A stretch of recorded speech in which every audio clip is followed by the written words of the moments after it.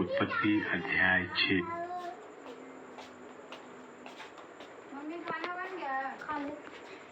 उत्पत्ति अध्याय 11। उत्पत्ति अध्याय 11। मनुष्यों की भाषा में गड़बड़ी पड़ने का वर्णन। सारी पृथ्वी पर एक ही भाषा और एक ही बोली थी।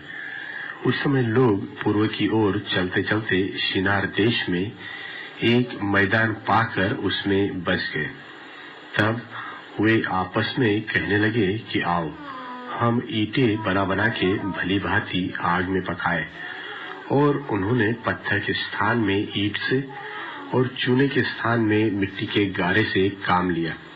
फिर उन्होंने कहा, आओ हम एक नगर और एक गुम्मट बना लें, जिसकी चोटी आकाश से बातें करे। इस प्रकार से हम अपना नाम करें, ऐसा न हो कि हमको सारी पृथ्वी पर फैलना पड़े। जब लोग नगर और गुम्मट बनाने लगे, तब इन्हें देखने के लिए यहोवा उतर आया।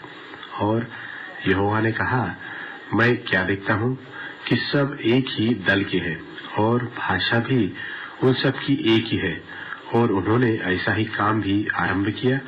और अब जितना वे करने का यत्न करेंगे, उसमें से कुछ उनके लिए अनहोना न होगा। इसलिए आओ हम उतर के उनकी भाषा में बड़ी गड़बड़ी डालें कि वे एक दूसरे की बोली को न समझ सके। इस प्रकार यहोवा ने उनको वहां से सारी पृथ्वी के ऊपर फैला दिया और उन्होंने उस नगर का बनाना छोड़ दिया। इस कारण उस नगर का नाम बाबुल पड़ा, क्योंकि सारी पृथ्वी की भाषा में जो गड़बड़ी है सो यहोवा ने वही डाली। और वही से यहोवा ने मनुष्यों को सारी पृथ्वी के ऊपर फैला दिया। शेम की वंशावली। शेम की वंशावली यह है। जल प्रलय के 2 वर्ष पश्चात जब शेम 100 वर्ष का हुआ, तब उसने अर्पक्षद को जन्म दिया। और अर्पक्षद ने जन्म के पश्चात शेम 500 वर्ष जीवित रहा और उसके और भी बेटी बेटियां उत्पन्न हुई। जब अर्पक्षद 35 वर्ष का हुआ, तब उसने शेलह को जन्म दिया।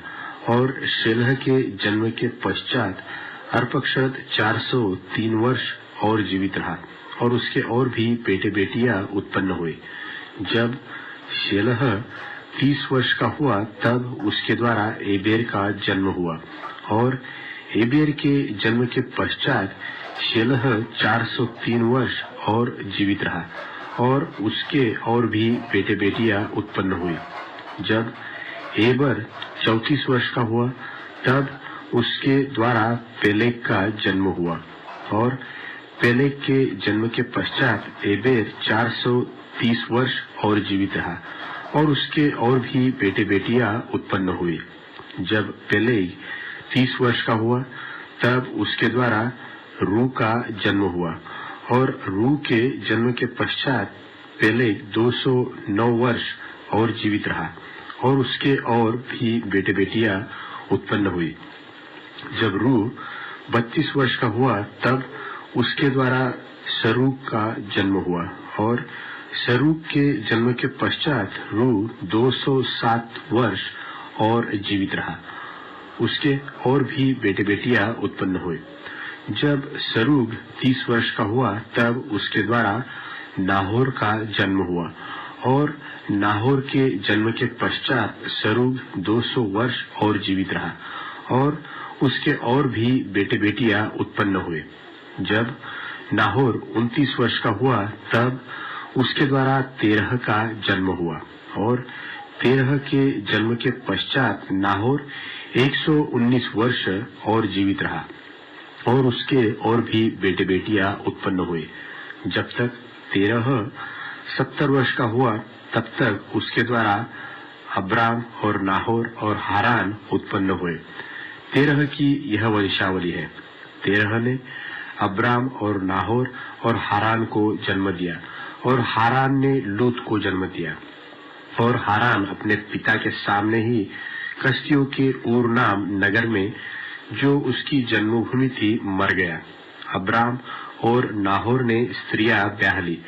अब्राम की पत्नी का नाम तो सारै और नाहोर की पत्नी का नाम मिल्का था। यह उस हारान की बेटी थी जो मिल्का और इसका दोनों का पिता था। सारै तो बांझ थी, उसके संतान न हुए, और तेरह अपना पुत्र अब्राम और अपना पोता लूत जो हारान का पुत्र था और अपनी बहू सारै जो उसके पुत्र अब्राम की पत्नी थी, इन सबों को लेकर कसदियों के ऊर नगर से निकल कनान देश जाने को चला, पर हारान नाम देश में पहुंचकर वहीं रहने लगा। जब तेरह 205 वर्ष का हुआ तब वह हारान देश में मर गया।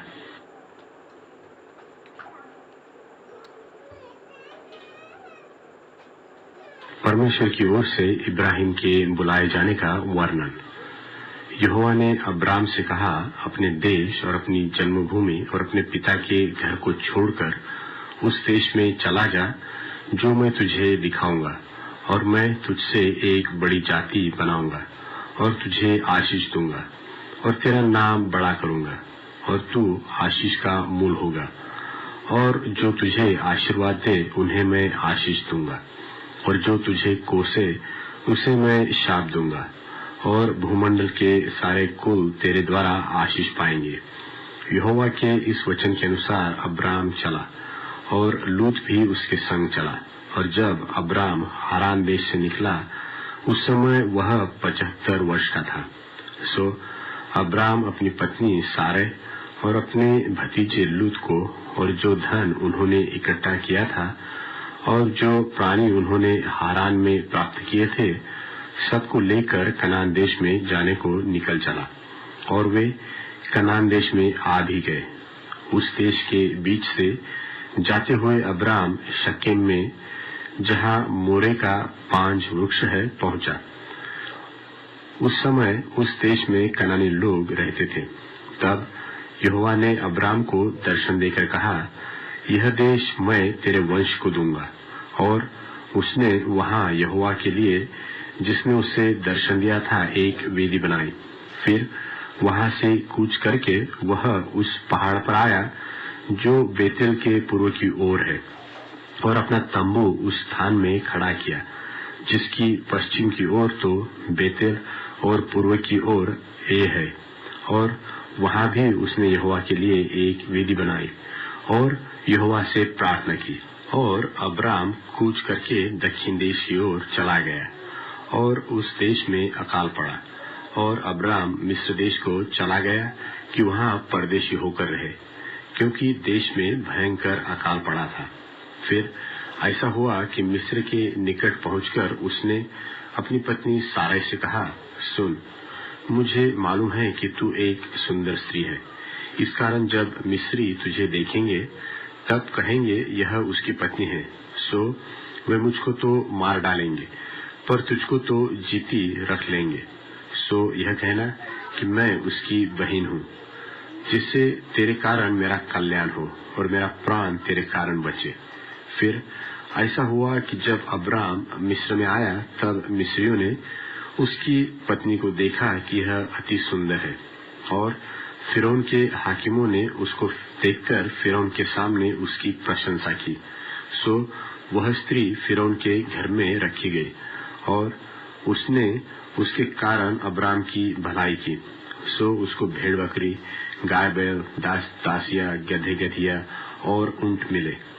तब यहोवा ने फिरौन और उसके घराने पर अब्राम की पत्नी सारै के कारण बड़ी बड़ी विपत्तियां डाली। सो फिरौन ने अब्राम को बुलवाकर कहा, तूने मुझसे क्या किया है? तूने मुझे क्यों नहीं बताया कि वह तेरी पत्नी है? तूने क्यों कहा कि वह तेरी बहन है? मैंने उसे अपनी ही पत्नी बनाने के लिए लिया, परंतु अब अपनी पत्नी को लेकर यहाँ से चला जा।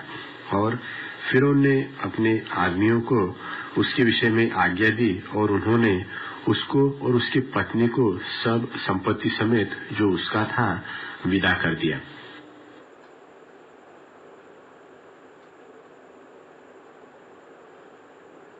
उत्पत्ति अध्याय 13। उत्पत्ति अध्याय 13। इब्राहिम और लूत के अलग होने का वर्णन। तब अब्राम अपनी पत्नी और अपनी सारी संपत्ति लेकर लूत को भी संग लिए हुए मिस्र को छोड़कर कनान के दक्षिण देश में आया। अब्राम भेड़ बकरी, गाय बैल और सोने रुपए का बड़ा धनी था। फिर वह दक्षिण देश से चलकर बेतेल के पास उसी स्थान को पहुंचा जहां उसका तंबू पहले पड़ा था, जो बेतेल और ए के बीच में है। यह स्थान उस वेदिका है जिसे उसने पहले बनाई थी, और वहां अब्राम ने फिर यहोवा से प्रार्थना की। और लूत के पास भी, जो अब्राम के साथ चलता था, भेड़ बकरी, गाय बैल और तंबू थे। सो उस देश में उन दोनों की समाई न हो सकी कि वे इकट्ठे रहे, क्योंकि उनके पास बहुत धन था, इसलिए वे इकट्ठे न रह सके। सो अब्राम और लूत की भेड़ बकरी और गाय बैल के चरवाहों में झगड़ा हुआ, और उस समय कनानी और पेरिज लोग उस देश में रहते थे। तब अब्राम लूत से कहने लगा, मेरे और तेरे बीच और मेरे और तेरे चरवाहों के बीच में झगड़ा न होने पाए, क्योंकि हम लोग भाई बंधु हैं। क्या सारा देश तेरे सामने नहीं? सो मुझसे अलग हो। यदि तू बाई ओर जाए तो मैं दाहिनी ओर जाऊंगा, और यदि तू दाहिनी ओर जाए तो मैं बाई ओर जाऊंगा। तब लूत ने आंख उठाकर यरदन नदी के पास वाली सारी तराई को देखा कि वह सब सिंची हुई है। जब तक यहोवा ने सदोम और अमोरा को नाश न किया था, तब तक सोर के मार्ग तक वह तराई यहोवा की वाटिका और मिस्र देश के समान उपजाऊ थी। सो लूत अपने लिए यरदन की सारी तराई को चून के पूर्व की ओर चला, और वे एक दूसरे से अलग हो गए।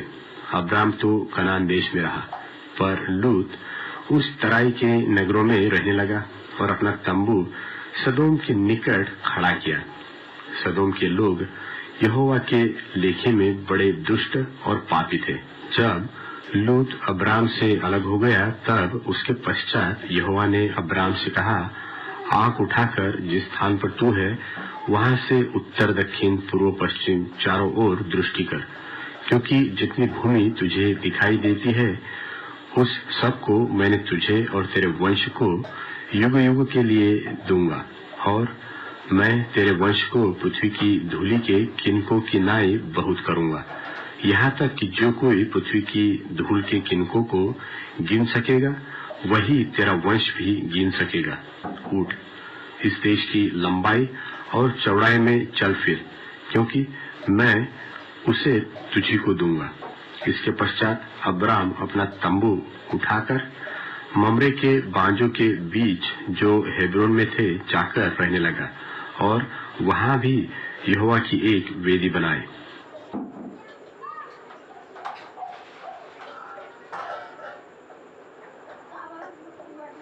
उत्पत्ति अध्याय 14। उत्पत्ति अध्याय 14।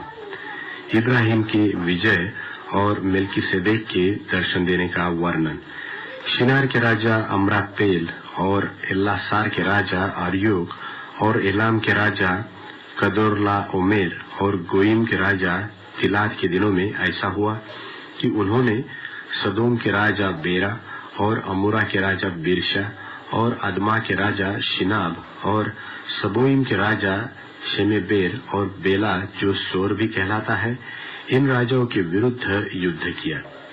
इन पांचों ने सिद्दीम नाम तराई में, जो खारे ताल के पास है, एका किया। 12 वर्ष तक तो ये कदोर्लाओमेर के अधीन रहे, पर 13वें वर्ष में उसके विरुद्ध उठे। सो 14वें वर्ष में कदोर्लाओमेर और उसके संगी राजा आए, और अश्तरोत्कनम में रपाइयो और हाम में जुजियो और शाबे किरियातैम में एमियो को और सेर नाम पहाड़ में होरियों को मारते मारते उस एल्पारान तक, जो जंगल के पास है, पहुंच आए। वहां से वे लौटकर एमनी शपात को आए, जो कादेश भी कहलाता है, और अमालेकियों के सारे देश को और उन अमोरियों को भी जीत लिया, जो हससोनातमार में रहते थे। तब सदोम, अमोरा, अदमा, सबोइम और बेला जो सोर भी कहलाता है, इनके राजा निकले और सिद्दीम नाम तराई में उनके साथ युद्ध के लिए पांति बांधी, अर्थात एलाम के राजा कदोर्लाओमेर, गोइम के राजा तिलाद, शिनार के राजा अमरापेल और एल्लासार के राजा अरियोक, इन चारों के विरुद्ध उन पांचों ने पांति बांधी। सिद्दीम नाम तराई में जहां लसार मिट्टी के गड्ढे ही गड्ढे थे और सदोम और अमोरा के राजा भागते भागते उनमें गिर पड़े और जो बचे वे पहाड़ पर भाग गए। तब वे सदोम और अमोरा के सारे धन और भोजन वस्तु को लूट लाट कर चले गए। और अब्राम का भतीजा लूत जो सदोम में रहता था, उसको भी धन समेत वे लेकर चले गए। तब एक जन जो भागकर बच निकला था, उसने जाकर इब्री अब्राम को समाचार दिया। अब्राम तो एमोरी मम्रे जो एशकोल और आनेर का भाई था, उसके बांज वृक्षों के बीच में रहता था, और ये लोग अब्राम के संग वाचा बांधे हुए थे। यह सुनकर कि उसका भतीजा बंधुआई में गया है, अब्राम ने अपने 318 शिक्षित युद्ध कुशल निपुण दासों को लेकर, जो उसके कुटुंब में उत्पन्न हुए थे, अस्त्र शस्त्र धारण करके दान तक उनका पीछा किया और अपने दासों के अलग अलग दल बांधकर रात को उन पर चढ़ाई करके उनको मार लिया और होबा तक, जो दमिश्क की उत्तर की ओर है, उनका पीछा किया। और वह सारे धन को और अपने भतीजे लूत और उसके धन को और स्त्रियों को और सब बंधुओं को लौटा ले आया। जब वह कदोर्लाओमेर और उसके साथी राजाओं को जीतकर लौट आता था, तब सदोम का राजा शावे नाम तराई में, जो राजा की भी कहलाती है, उससे भेंट करने के लिए आया। तब शालेम का राजा मेल्किसेदेक, जो परम प्रधान परमेश्वर का याजक था, रोटी और दाख मधु ले आया और उसने अब्राम को यह आशीर्वाद दिया कि परम प्रधान परमेश्वर की ओर से, जो आकाश और पृथ्वी का अधिकारी है, तू धन्य हो, और धन्य है परम प्रधान परमेश्वर, जिसने तेरे विद्रोहियों को तेरे वश में कर दिया है। तब अब्राम ने उसको सबका दशमांश दिया। तब सदोम के राजा ने अब्राम से कहा, प्राणियों को तो मुझे दे और धन को अपने पास रख। अब्राम ने सदोम के राजा से कहा, परम प्रधान परमेश्वर यहोवा, जो आकाश और पृथ्वी का अधिकारी है, उसकी मैं यह शपथ खाता हूँ कि जो कुछ तेरा है उसमें से न तो मैं एक सूत और न जूती का बंधन न कोई और वस्तु लूंगा, कि तू ऐसा न कहने पाए कि अब्राम मेरे ही कारण धनी हुआ। पर जो कुछ इन जवानों ने खा लिया है और उसका भाग जो मेरे साथ गए थे, अर्थात आनेर, एशकोल और मम्रे, मैं नहीं लौटाऊंगा। वे तो अपना अपना भाग रख ले।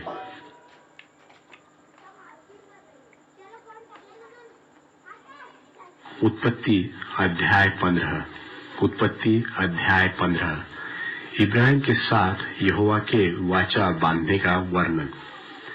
इन बातों के पश्चात यहोवा का यह वचन दर्शन में अब्राम के पास पहुंचा कि हे अब्राम, मत डर, तेरी ढाल और तेरा अत्यंत बड़ा फल मैं हूँ। अब्राम ने कहा, हे प्रभु यहोवा, मैं तो निर्वंश हूँ और मेरे घर का वारिस यह दमिश्की एलीजेर होगा, सो तू मुझे क्या देगा? और अब्राम ने कहा, मुझे तो तूने वंश नहीं दिया, और क्या देखता कि मेरे घर में उत्पन्न हुआ एक जन मेरा वारिस होगा। तब यहोवा का यह वचन उसके पास पहुंचा कि यह तेरा वारिस न होगा, तेरा जो निज पुत्र होगा वही तेरा वारिस होगा। और उसने उसको बाहर ले जाके कहा, आकाश की ओर दृष्टि करके तारागण को गिन, क्या तू उनको गिन सकता है? फिर उसने उससे कहा, तेरा वंश ऐसा ही होगा। उसने यहोवा पर विश्वास किया और यहोवा ने इस बात को उसके लेखे में धर्म गिना। और उसने उससे कहा, मैं वही यहोवा हूँ जो तुझे कसदियों के ऊर नगर से बाहर ले आया कि तुझको इस देश का अधिकार दूं। उसने कहा, हे प्रभु यहोवा, मैं कैसे जानूं कि मैं इसका अधिकारी हूँगा? यहोवा ने उससे कहा, मेरे लिए 3 वर्ष की एक कलोर और 3 वर्ष की एक बकरी और 3 वर्ष का एक मेंढा और एक पिंडुक और कबूतर का एक बच्चा ले। और इन सबों को लेकर उसने बीच से 2 टुकड़े कर दिया और टुकड़ों को आमने सामने रखा, पर चिड़ियों को उसने टुकड़े न दिया। और जब मांसाहारी पक्षी लोथों पर झपटे तब अब्राम ने उन्हें उड़ा दिया। जब सूर्य अस्त होने लगा तब अब्राम को भारी नींद आई, और देखो अत्यंत भय और महाअंधकार ने उसे छा लिया। तब यहोवा ने अब्राम से कहा, यह निश्चय जान कि तेरे वंश पराए देश में परदेशी होकर रहेंगे और उस देश के लोगों के दास हो जाएंगे, और वे उनको 400 वर्ष दुख देंगे। फिर जिस देश के वे दास होंगे उसको मैं दंड दूंगा, और उसके पश्चात वे बड़ा धन वहां से लेकर निकल आएंगे। तू तो अपने पितरों में कुशल के साथ मिल जाएगा। तुझे पूरे बुढ़ापे में मिट्टी दी जाएगी, पर वे 4थी पीढ़ी में यहाँ फिर आएंगे, क्योंकि अब तक एमोरियों का अधर्म पूरा नहीं हुआ। और ऐसा हुआ कि जब सूर्य अस्त हो गया और घोर अंधकार छा गया, तब एक अंगीठी जिसमें से धुआं उठता था और जलता हुआ पलीता देख पड़ा, जो उन टुकड़ों के बीच में से होकर निकल गया। उसी दिन यहोवा ने अब्राम के साथ यह वाचा बांधी कि मिस्र के महानद से लेकर परात नाम बड़े नद तक जितना देश है, अर्थात केनियो, कनिजियो, कदमोनियो, हित्तियो, परिजियो, रपाइयो, एमोरियो, कनानियो, गर्गाशियो और यबूसियों का देश मैंने तेरे वंश को दे दिया है।